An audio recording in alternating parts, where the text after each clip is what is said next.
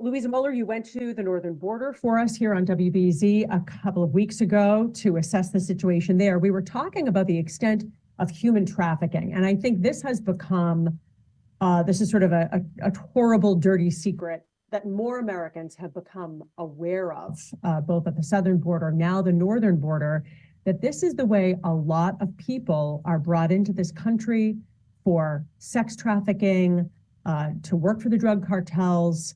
We don't know how else, child labor that end up in factories who aren't monitored. I mean, there must have been some incredible stories that Border Patrol have encountered. As you said, vans full of people will pull up in these tiny Vermont towns, and the locals see it happening right in front of their eyes. So Border Patrol says, they are certainly seeing this frequently. In fact, due to the rise in the number of migrants trying to cross, they're working closer with U.S. attorneys in Vermont and New Hampshire and New York, because they're doing their best to try and prosecute these people at the point of the crime actually being committed. And they had their first successful prosecution of a human smuggler in New Hampshire last year. Oh, wow.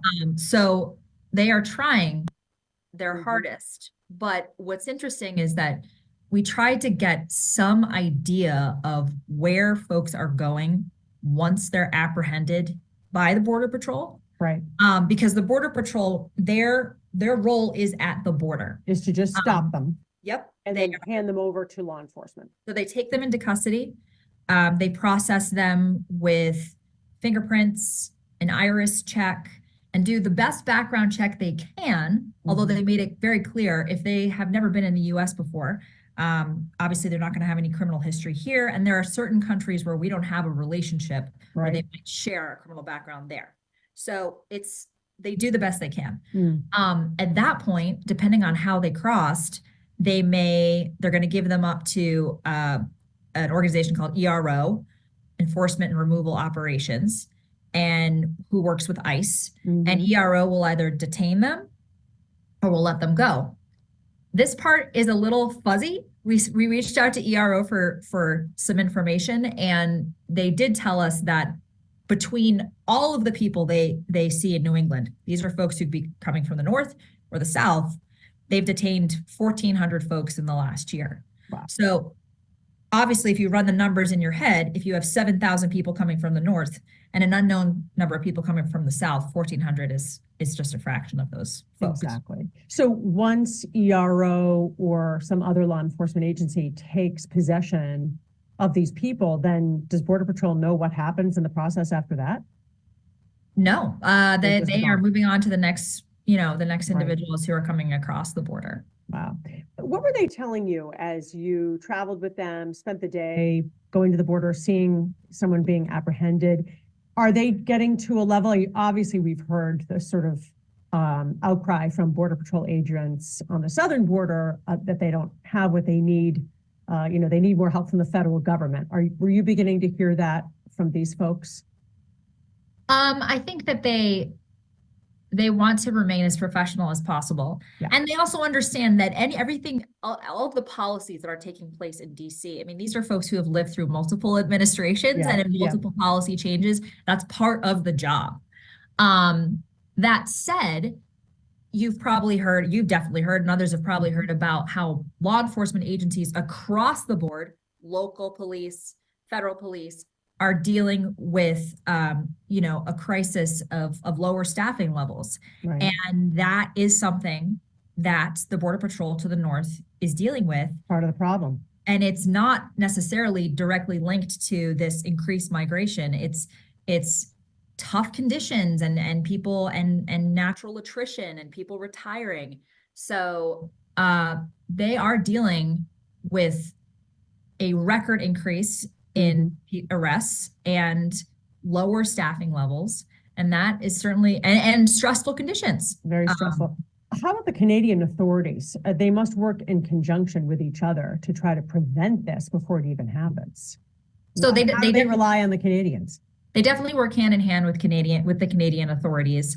And they said they're great to work. They really enjoy working with Canadian law enforcement. But again, going back to that, those policy issues that take place with leadership and trickle down to what they experience on a daily basis.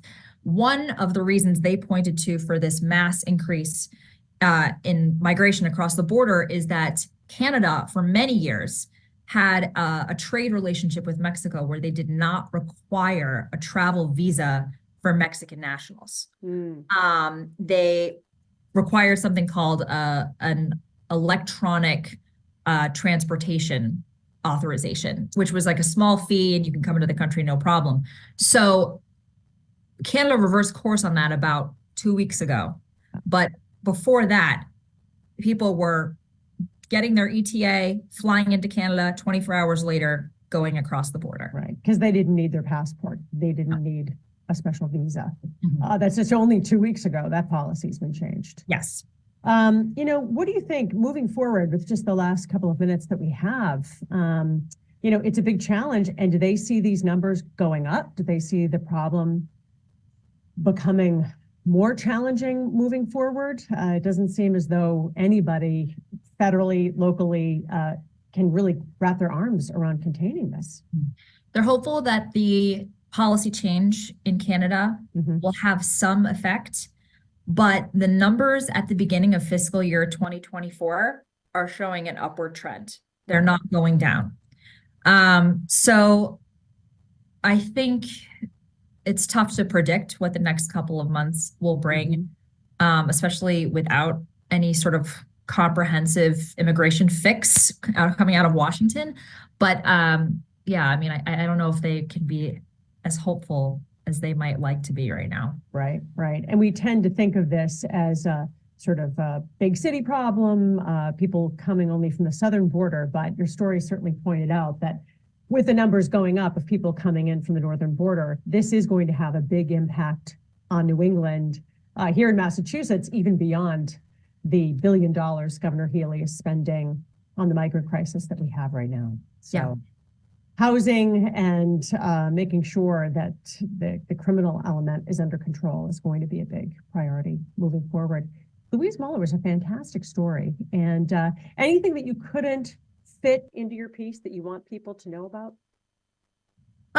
Well, one thing I really would have loved to delve a little bit deeper into is that there is a terror element that Border Patrol is trying to keep an eye on. We reported in the story that in the last year, more than 550 individuals on the terror watch list were apprehended by Border Patrol. 400 plus were taken on the northern border.